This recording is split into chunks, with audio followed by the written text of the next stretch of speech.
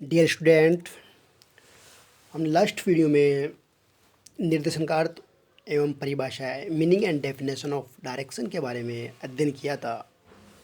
आज हमारा अध्ययन का विषय होगा निर्देशन की विशेषताएं अथवा प्रकृति, कैरेक्टरिस्टिक्स या नेचर ऑफ डायरेक्शन।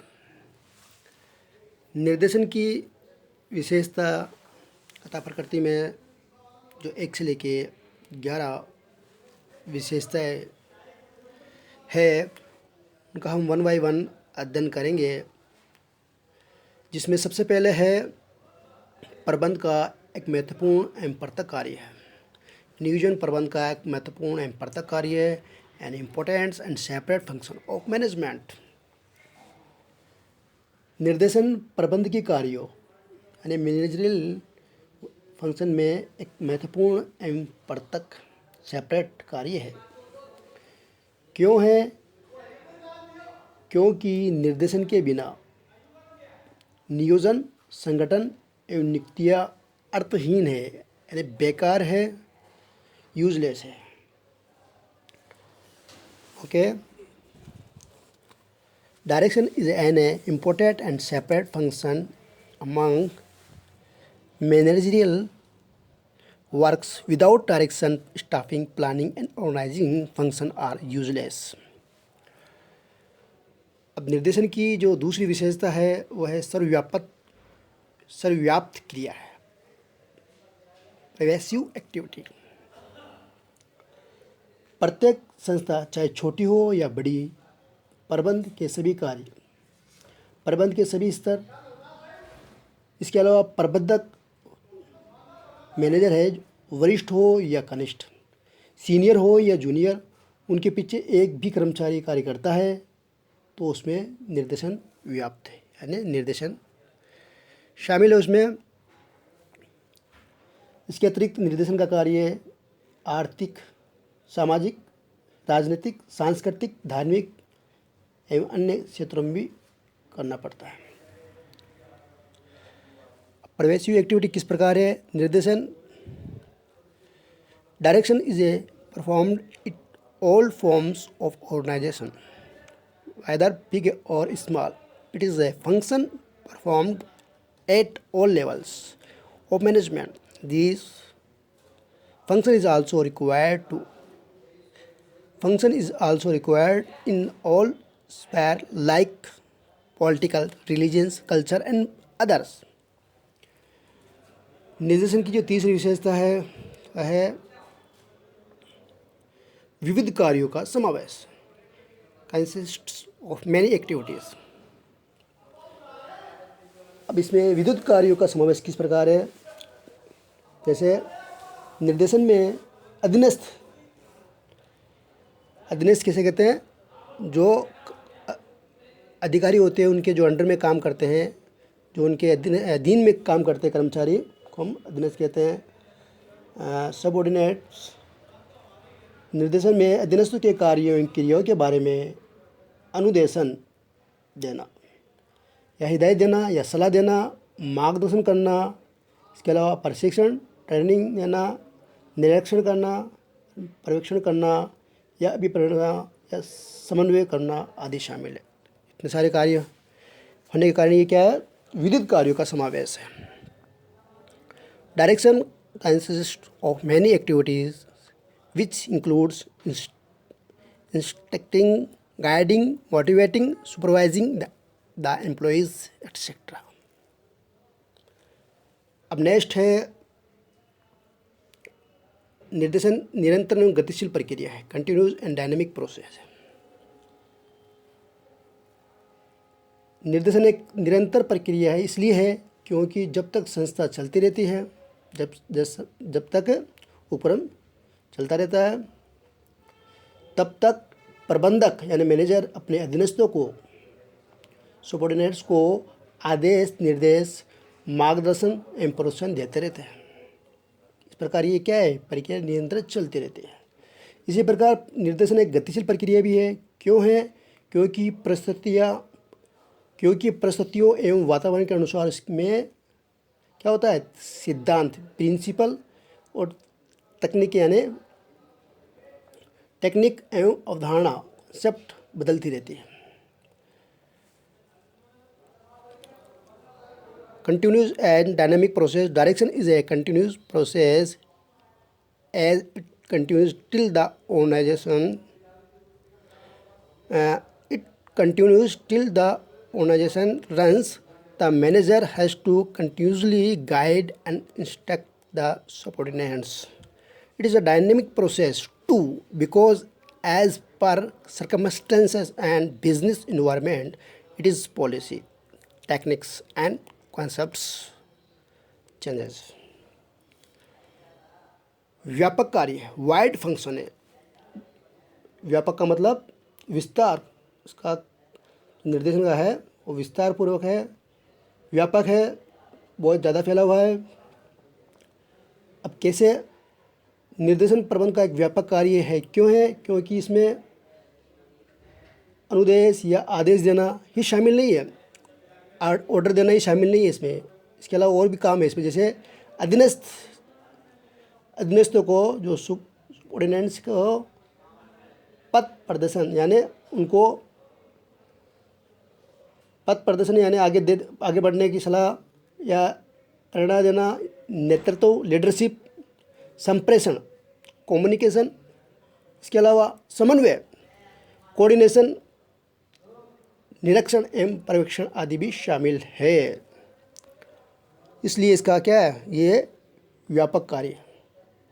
निर्देशन क्या है? प्रबंध का एक व्यापक कार्य है। क्यों? क्योंकि इसमें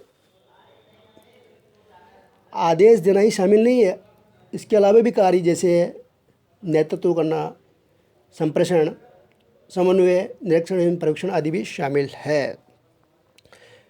it is a very wide in it is scope as it does not include only guiding the organisation, the employees, but also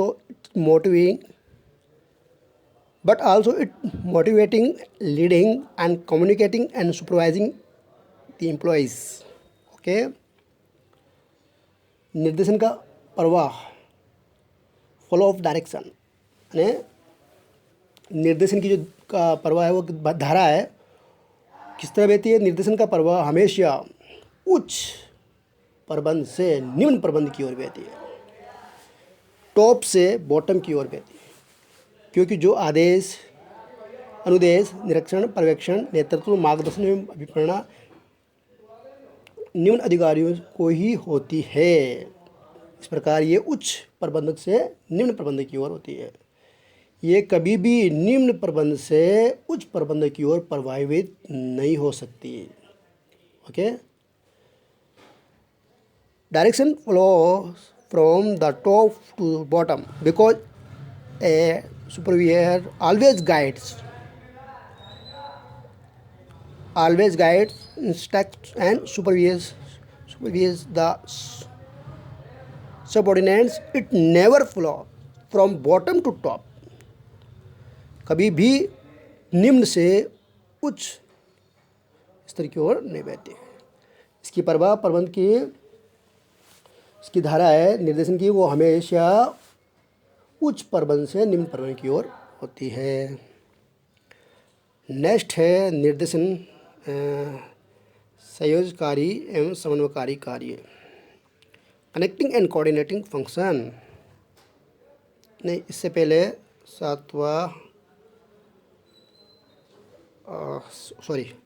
संयोजनकारी एवं समन्वयकारी कार्य, कनेक्टिंग एंड कोऑर्डिनेटिंग फंक्शन।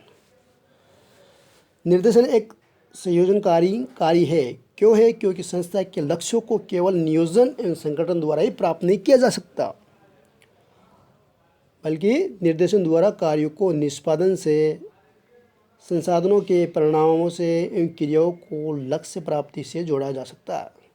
इसके अलावा निर्देशन समन्वयकारी कार्य है, और ये इसलिए भी है कि इसके अंतर्गत आदेश निर्देश जारी करके मार्गदर्शन एवं प्रेरणा देकर सभी प्रबंध के कार्यों में समन्वय स्थापित किया जाता है। It is a connecting and coordinating function as an execution which cannot attain its objectives just by making the plans, but the executions of the plans is important for success. Sorry, इसमें वापस देखने एक बार. It is a connecting and coordinating function. It is a connecting and coordination function as an organization which cannot attain its objectives just by making the plans, but the execution of the plans is important for success. Direction is a function of management coordinates to plans with the actual performance, and the manager supervisors and directs its subordinates to work towards the attainment of organizational objectives. Okay. Next है व्यक्ति का विकास, development of people. निर्देशन कार्य से मार्गदर्शन एवं अभिप्रेरणा के द्वारा व्यक्ति का विकास भी किया जा सकता है,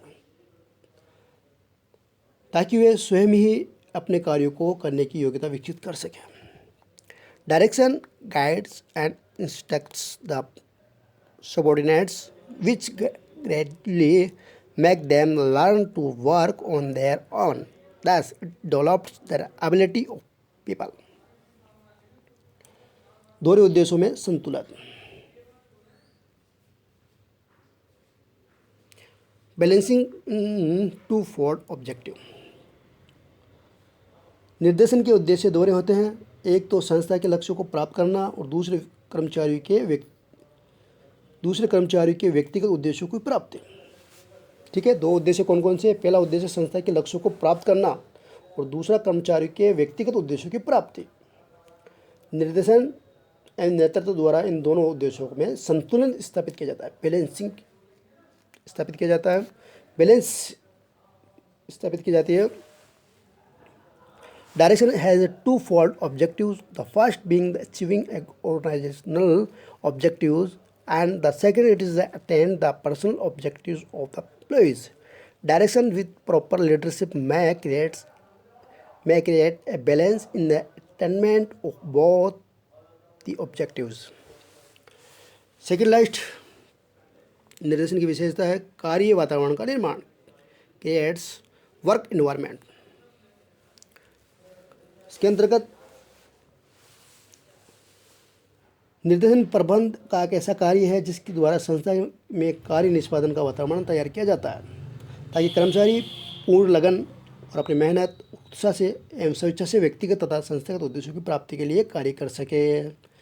ओके. निर्देशन प्रबंध का एक ऐसा कार्य है जिसके द्वारा संस्था में कार्य निष्पादन का वातावरण तैयार किया जाता है. किस तरह से कार्य करना है, ऐसा वातावरण क्रिएट किया जाता है, निर्माण किया जाता है ऐसा वातावरण का, जिससे कर्मचारी अपनी पूर्ण लगन से एवं अपने संस्था के प्रति अपना बेस्ट देने के लिए एवं स्वेच्छा से व्यक्तिगत तथा संस्थागत उद्देश्यों की प्राप्ति के लिए कार्य कर सके.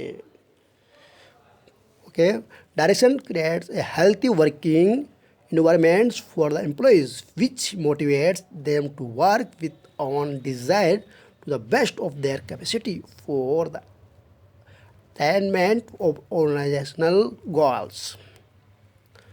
लास्ट है मानव संसाधनों से संबंधित कार्य, at a work related to human resources. Direction या निर्देशन का प्रत्यक्ष संबंध मानव संसाधनों से है. ओके. इसलिए इसमें प्रबंधक कर्मचारी अधीनस्थों को आदेश, निर्देश या मार्गदर्शन देना एवं निर्देशन नेतृत्व एवं उन्हें अभिप्रेत भी कराता है.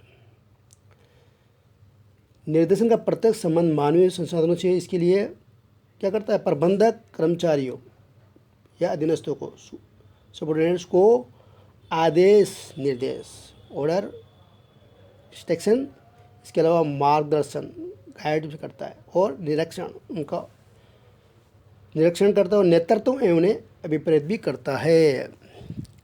Work related to human resources. Direction has the direct relation with human resources. Thus, the leader instructs, guides and supervisor the subordinates and motivates for the attainment of organizational objectives। तो इस प्रकार ये निर्देशन की विशेषताएं, नेचर ऑफ डायरेक्शन पूरी होती है यहाँ पे। अब यहाँ पे एक निर्देशन के सिद्धांत है, प्रिंसिपल ऑफ डायरेक्शन। उसमें सबसे महत्वपूर्ण जो सिद्धांत है वो है आदेश की एकता का सिद्धांत, जो कि हमने प्रिंसिपल ऑफ मैनेजमेंट का जो प्रबंध की जो सिद्धांत है उसमें भी जाना था। तो यहाँ पे इसके ऊपर हम चर्चा करते हैं, आदेश की एकता का सिद्धांत किसे कहते हैं, principle of unity of command. आदेश की एकता का सिद्धांत ये बताता है कि अधीनस्थ कर्मचारियों को एक समय में एक ही अधिकारी से आदेश मिलना चाहिए। क्या कहा इसका? इस सिद्धांत ये बताता है कि अधीनस्थ कर्मचारी को एक समय में एक ही अधिकारी से आदेश मिलना चाहिए। ये एक सर्वमान्य नियम है कि एक अधीनस्थ एक ही समय पर एक से अधिक अधिकारी के आदेश का पालन कुशलतापूर्वक नहीं कर सकता। इसलिए एक कर्मचारी को एक ही अधिकारी से आदेश मिलना चाहिए। अगर ऐसा नहीं हुआ तो वो अपना जो कार्य है वो कुशलतापूर्वक नहीं कर सकता। ये सिद्धांत, यदि इस सिद्धांत का उल्लंघन किया जाए तो आदेश में क्या होगा? अगर ऐसा नहीं किया जाता तो क्या होगा? आदेश में दोहराव, टकराव, मतभेद, आदेशों का उल्लंघन एवं संस्था के कार्यों में बिखराव आ सकता और कर्मचारी की निष्ठा भी खंडित हो सकती है।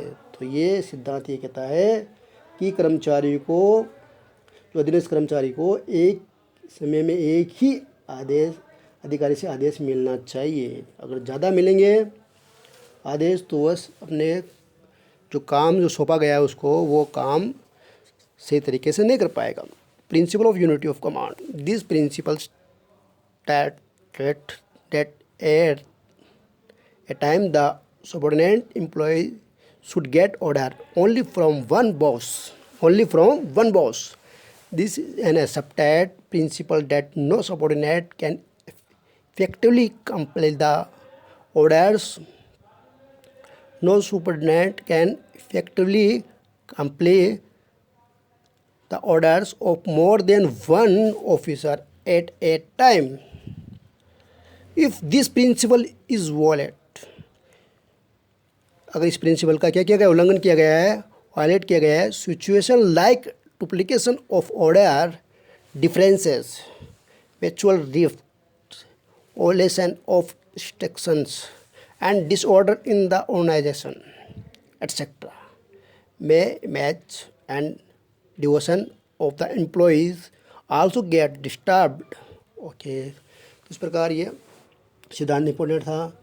अब नेक्स्ट वीडियो हम देखेंगे निर्देशन के जो संगठक या क्षेत्र अथवा निर्देशन की जो तकनीक है, scope of components of direction या टेक्निक ऑफ डायरेक्शन, इम्पोर्टेंट है। Okay, thank you.